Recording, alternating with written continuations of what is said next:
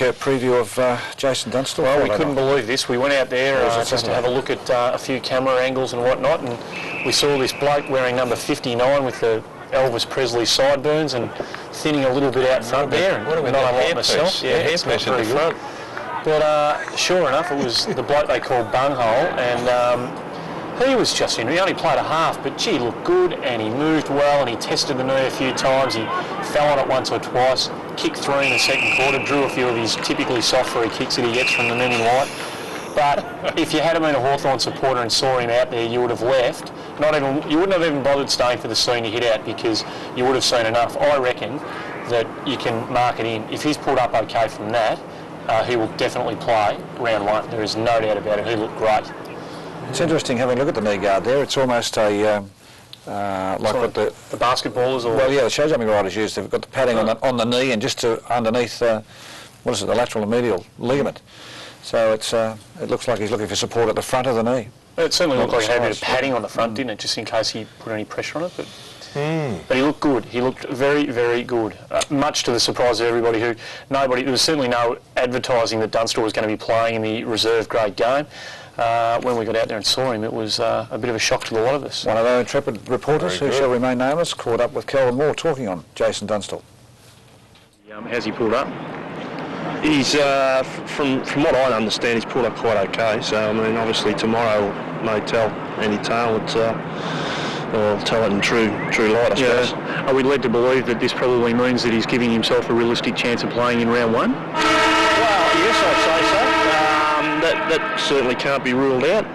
If he comes through tonight and tomorrow and that with no problems, well, I mean, it is a bit up to him, but I suppose like today, it was just a last-minute decision that he wanted to play, so if that's the case, well, I think we will really consider it. You've got to, don't you? Yeah. Was it his decision to play today then, was it? Yeah, it was. He's been training extremely well over the last couple of weeks, particularly earlier this week, and he notified Ken actually today that he'd like to have a game or half a game in the reserves if possible to test it out, because I mean it's now just a confidence thing with him. Yeah. So we by all means he was given the okay, and that's how it eventuated.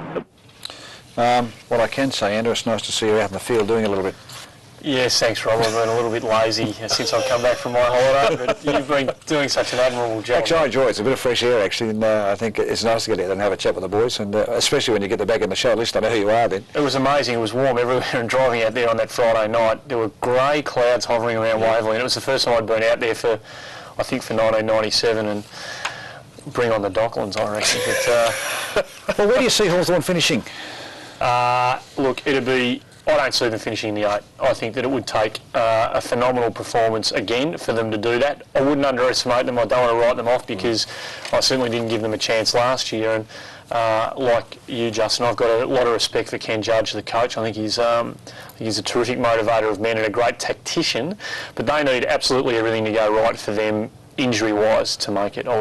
Their draw's not good to them at the start of the year, and it's not good to them at the finish of the year either, Hawthorn, and that's... It's pretty much the way it was last year with them. They had a pretty tough run early, and I think they performed better second time round at that final 6. They'll probably be a team where they will be relying on other teams performing poorly, really. Like, I mean, not only the teams they're playing against, but teams in the latter stages of the season, so that they'll probably be edging up to the 8 and hoping, wasn't it, last year? And hoping that other teams lose. Well, what about the emotional baggage that they carried around with them last year? It's gone now. They look to be fairly secure, at least for a year. I mean, is that going to impact upon the actual players? Well, I think that issue about the merger last year was probably a good motivator for a lot of young blokes, and Judgy probably used that accordingly, so I think that probably worked in their favour, but he's probably built a lot of confidence around that. Some of those young blokes playing in finals, it's meant that they've developed a lot of confidence, and I think they'll do well. Yeah, it's a fair point, isn't it? All right, boys, we'll take a break here. Summer edition, Football Furbeck. It's our last before the A-team comes back, but we'll be back to wind the show up very shortly.